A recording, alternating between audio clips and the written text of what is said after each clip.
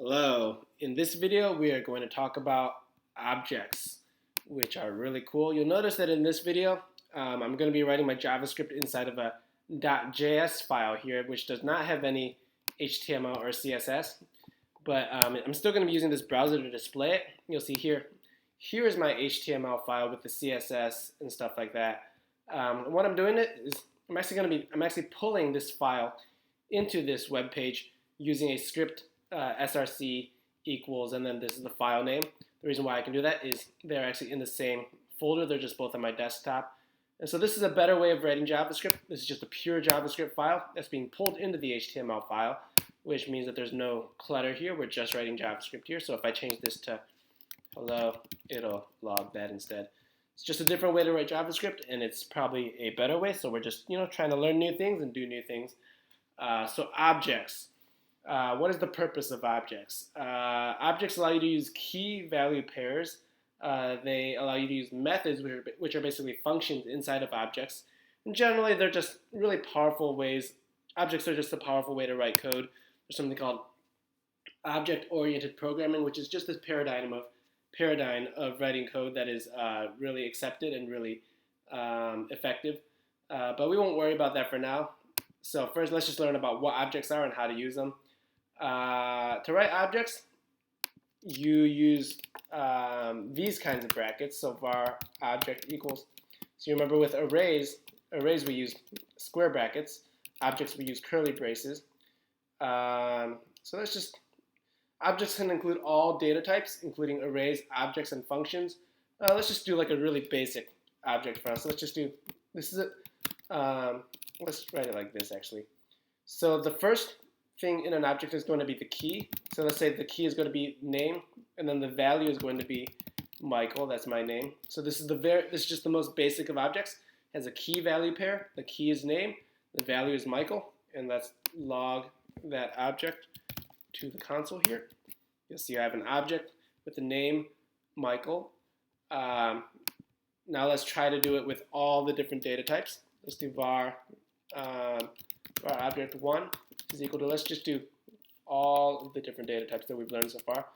So, key string will be, this is a string, num,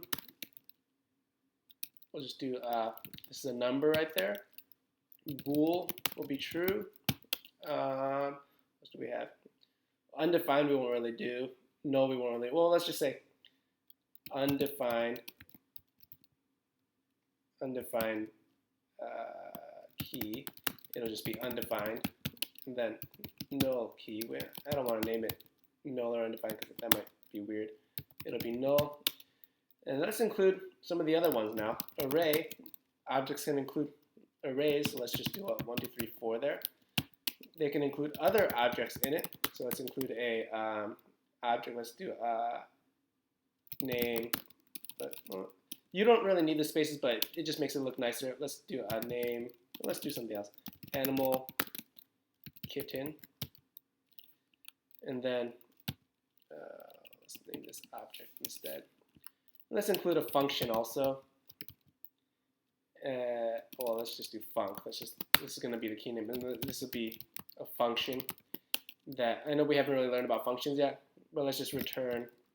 Let's make the function console log. This is a function methods. Basically, functions inside of objects are called methods. And so this func here, that might be reserved keywords. Let's just name it function key or something. That's kind of weird. Whatever. Oh, I guess it means it's a function. So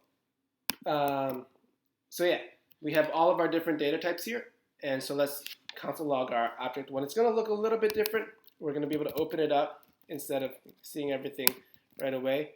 You'll see this looks kind of weird. In the console, Chrome allows you to open up this object so you can view it. You can see we have our string, our number, our boolean, our array. We can open this up, see it. For a function, it doesn't actually show you what you type, but you can see that there's a function with the key func there. And then we have a object here, which is our animal kitten, undefined key, and then our null key. So that is an object. They're really powerful. You can pretty much put anything you want in there. This object could include another object. So you could end up having nested objects. So object 1, nested key. And so you can just keep on going down, and you can include so many data structures, or so much data inside of an object. Another value. And if I refresh that, you'll see that you can include a lot of data and relate them to each other really nicely with objects. So that is objects, basically how you define them. You can access the properties of objects in two different ways. You can use dot or bracket. So I'll show you with dot. Let's say I want to do, let's see, var. Let's just do, let's get rid of this right here. Let's console log. Well, let's do it here. Console.log object1 dot. Let's say we want to access the string, so that we're just going to log that. So we're just accessing the string here with object1 dot string. So this is dot notation. This is the dot right here. If we want to do dot num, it'll log the number. We can do object, which is inside of there. It'll log the object inside of there. If we just log the function, it'll just show you the definition of the function. It won't actually run it. I'll show you more. Well, let's run it right now. So let's. So you see that inside of this function or this method, we have a console log already. So we're not going to log this. Let's just call. What I'm going to do is we call this calling. I'm going to call the method in there. So remember the function's name is func. I'm going to call it with parentheses, and it should log. This is a function or method. I can add more. Array. So these parentheses basically run this function, which will run this console log in there. That's how you call a function from a object, which is also called a method. So this is a function, but it's called a method because it's inside of a function, or inside of an object. We're calling it from an object. You can also use bracket notation, but you need quotes with that. So if I wanted to do, I could do quotes string here. It's just another way to, well, I'll get rid of the dot here. I'm going to need a console log it. So this is just another way to access the properties or the values inside of an object. So we're accessing the string here. We can now access the object. This is just a name. We can name this anything we want. We can name this boo. It'll be the same thing. So we don't need to name that object. Now, you usually don't want to use bracket notation to access properties unless you're using numbers and dashes in your keys. If you just have letters here, you're just going to use the dot notation. You're just going to use dot boo. But yeah, let's say we wanted a object. Let's say we wanted a let's say this key was 1. We can't do, let's put this down here just so we're in the right category here. We can't do object1 dot 1. That's a problem because you can't access a property that's a number, or if this was a dash, you just can't do dashed item. That won't work. You can't do, this won't work. So if we want to use dashes, well, I'll go through dashes and numbers. If we want to use dashes, we need to put them inside of quotes, and we need to use bracket notation for this. So we need to not only do that, but also that. And now you can access the dashed item, which will be, let's see. What do I have here? Oh, I forgot I have the dot there. That's silly. Let's get rid of the dot there. So now this is bracket notation. I can access the number that way. Or if I had a number here, 1, I can access it using bracket notation with a 1 here. So that will actually work. Let's say I just had a 3 there, and I wanted to access that 3. So if we want to put numbers and dashes inside of our keys, we need to either use quotes up here or have a number up here and then access it using bracket notation down here.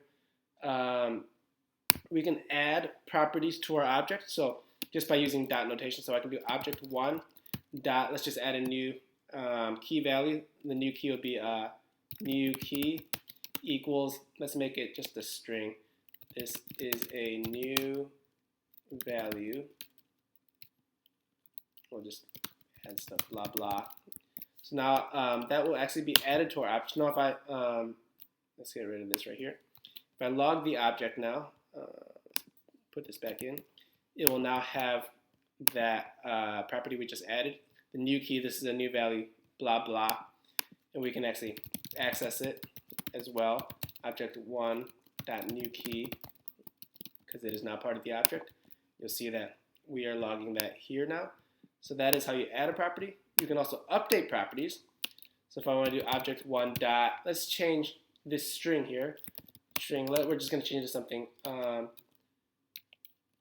Another string, blah, bleep, bloop, just, I don't know.